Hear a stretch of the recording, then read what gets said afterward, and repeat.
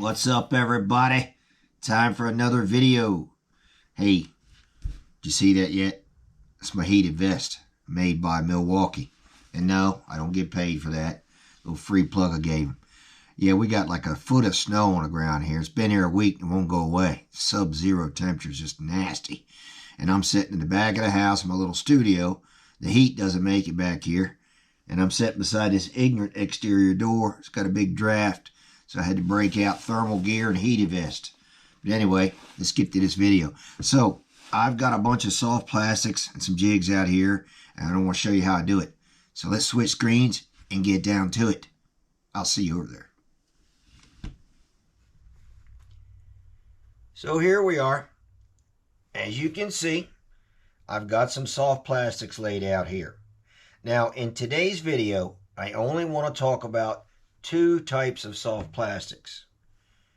Worms, or Senkos if you prefer, and jigs with trailers. That's all we're going to discuss. There's a lot of soft plastics out there, too much to cover today, so I'm going to keep it short and sweet. We're going to start with the worms first, then we'll move on to the jigs and the trailers. Before I get started, I want to clear up a little misconception. I hear a lot of guys call a worm a Senko, like any worm. They think all worms are Senkos. Well, that's not the case. Senko is its own brand. And what makes the Senko so special is it's impregnated with salt. And it's got a superior wiggle during the fall. So most guys that I know prefer the Senko brand. But not every worm is a Senko. Now they come in different sizes, different lengths, different diameters, and of course different colors. Let's talk about the hook. So back in the day, when I was just getting started, you only had one option of driving the hook through. And by the way, I use a wacky rig technique. That's the only way I ever fish a worm. So that's what we're talking about right now, wacky rigs. So back in the day, you would just have to drive your hook through the middle of the worm body. But the problem with that is, after you catch a few fish, or maybe you get snagged, the worm is stuck on a stick, but the hook isn't, and you're pulling too hard, you're going to rip that right in half. It does not take much pressure to tear a little rubber worm in half. And then you got to put another one on, and another one, and another one, and after a while, it gets expensive. But now that I've ripped this open, look at that salt in there. And the fish can smell that. They can taste that. And that's what attracts them to this particular type of soft plastic. So let's look at the modern techniques of today. Today, you don't have to drive through the worm.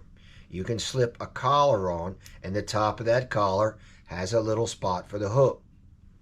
Let's take a closer look. All right, I don't know how well you can see it. I call them collars, but the company that makes them, VMC, they call them crossover rings. I just call them collars. So the top of this one has another collar. So you've got a collar on top of a collar. And the way that works is you're going to put that collar on the end of these pliers. These are also made by VMC. Right on the edge. And you're going to squeeze the handles, which opens up the needle nose points. And then you're going to slip your worm through there. I always start with the skinny end first, the pointy end, and just kind of push it through till you get it where you want it. And then you're going to let it go. And I sort of just drag it off the end of the pliers like that. Now, if it's not exactly where you want it, you can just drag it back and forth whichever way you want. It's not going to tear the worm. And that makes it real easy now to hook up your hook. So you're not pulling at the worm, you're pulling at the collar, which can take a lot more abuse than the worm itself. So again, this company is called VMC. They make the crossover rings. They make these cool little pliers. And they also make the hooks. And I like a 4/0 hook. So that's how I set up my worm and my wacky rig. Now let's move on to the jigs. Let's take a closer look at these jigs. So the jig itself, I like the Strike King jig. All three of these are made by Strike King, and I prefer the smaller one. This is 1/8 of an ounce. And the reason I like the smaller one is my technique. I like to let it float very slowly. I don't want it to drop really quick.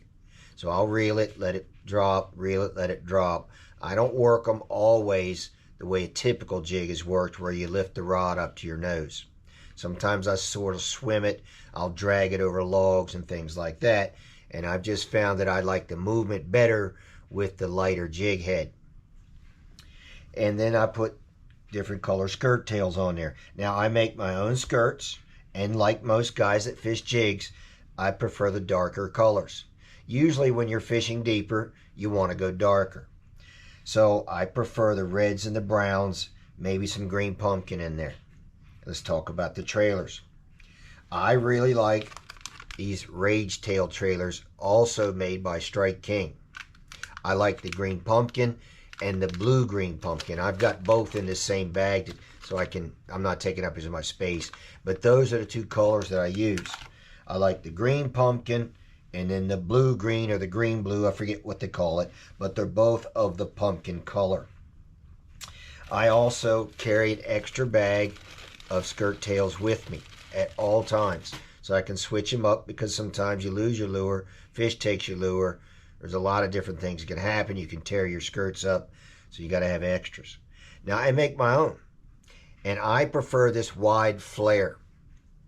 So I use a large collar that has sort of a big umbrella on the back side that gives that nice round plump flare.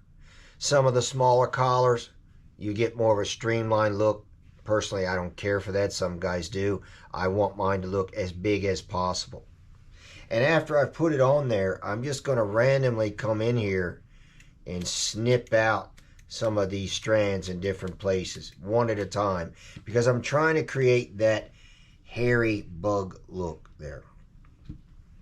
So you can tell how it's kind of bristly in spots. This is what I want, because it's more realistic to the fish, and I find that I get a lot more strikes when I have that bristly, big, hairy bug look. So there's not really a whole lot to say here. A lot of people fish these differently.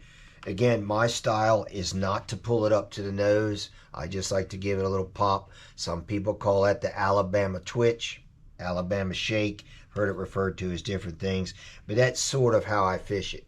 I don't use a swim jig. I just use a standard jig. This particular one is called the Bitsy Bug, and again, it's made by Strike King, as are the trailers.